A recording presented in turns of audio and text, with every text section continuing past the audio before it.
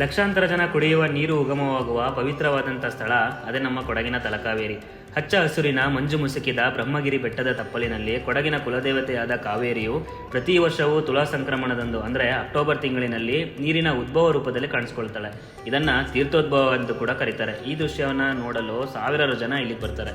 ಕಾವೇರಿ ಉದ್ಭವವಾಗುವ ಕೊಳದ ಪಕ್ಕದಲ್ಲಿ ಇನ್ನೊಂದು ಸ್ಥಳ ಇದೆ. ಅಲ್ಲಿ ಬಸವಣ್ಣನ ಮುಖವಿರುವ ಕಲ್ಲಿನ ಮೂರ್ತಿ ಇದೆ. ಇದರ ವಿಶೇಷತೆ ಏನಂದ್ರೆ ಅದರ ಒಳಗೆ ಕಾಯಿನ್ಗಳನ್ನು ಹಾಕಿ ಬೇಡಿಕೊಂಡರೆ ನಮ್ಮ ಇಷ್ಟಾರ್ಥಗಳು ನೆರವೇರುತ್ತವೆ ಎಂಬುದು ಒಂದು ನಂಬಿಕೆ. ಭಾಗಮಂಡಲದಿಂದ ತಲಕಾವೇರಿಗೆ ಹೋಗುವಾಗ ದಾರಿ ಮಧ್ಯದಲ್ಲಿ ಒಂದು ಕಾಲ್ ದಾರಿ ಇದೆ. ಅಲ್ಲಿ ಹೋದ್ರೆ ನಿಮಗೆ ಭೀಮನ ಕಲ್ಲು ಅಂತ ಒಂದು ದೊಡ್ಡ ಬಂಡೆ ಸಿಗುತ್ತೆ. ಈ ಬಂಡೆ ವಿಶೇಷತೆ ಏನಂದ್ರೆ ಪಾಂಡವರು ವನವಾಸ ಸಮಯದಲ್ಲಿ ಇಲ್ಲಿಗೆ ಬಂದಿದ್ದರೆಂದು, ಭೀಮ ಊಟ ಮಾಡುವಾಗ ಅನ್ನದಲ್ಲಿ ಸಿಕ್ಕ ಕಲ್ಲನ್ನು ತೆಗೆದಿಟ್ಟನೆಂದು ಅದೇ ಭೀಮನ ಕಲ್ಲು ಎಂಬುದು ಜನರ ನಂಬಿಕೆ. ಇದಕ್ಕಿಂತ ಸ್ವಲ್ಪ ಮುಂದೆ ಹೋದ್ರೆ ಸಲಾಂ ಕಲ್ಲು ಅಂತ ಇನ್ನೊಂದು ಬಂಡೆ ಸಿಗುತ್ತೆ. ಇದಕ್ಕೆ ಸಲಾಂ ಕಲ್ಲು ಅಂತ ಏನು ಕರೀತಾರೆ ಅಂತಂದ್ರೆ ಟಿಪ್ಪು ಸುಲ್ತಾನ್ ಕೊಡಗನ್ನ ವಶಪಡಿಸಿಕೊಳ್ಳಲು ತಲಕಾವೇರಿ ದೇವಸ್ಥಾನವನ್ನು ಕೊಳ್ಳೆ ಹೊಡೆಯಲು ಸೈನ್ಯದೊಂದಿಗೆ ಈ ಕಲ್ಲಿನವರೆಗೆ ಬಂದು ಅಲ್ಲಿಯೇ ನಿಂತು ಕಾವೇರಿಗೆ ನಮಸ್ಕರಿಸಿ ಹಿಂದಿರುಗಿದನೆಂದು ಪ್ರತೀತಿ ಇದೆ. ಈ ಬ್ರಹ್ಮಗಿರಿ ಬೆಟ್ಟದ ಮೇಲೆ ನಿಂತು ಸುತ್ತಲೂ ನೋಡಿದರೆ ಸಾಕಷ್ಟು ಪರ್ವತ ಶ್ರೇಣಿಗಳು, ಎತ್ತರದ ಕಣಿವೆಗಳು, ಭತ್ತದ ಬಯಲು, ಕಾಫಿ ಏಲಕ್ಕಿ ತೋಟಗಳು, ಹಸಿರು ಕಾಡುಗಳನ್ನು ನೋಡಬಹುದು. ಇವುಗಳ ನಡುವೆ ಇರುವ ತಲಕಾವೇರಿ ಒಂದು ಸ್ವರ್ಗ ಅಂತಾನೆ ಹೇಳ್ಬೋದು.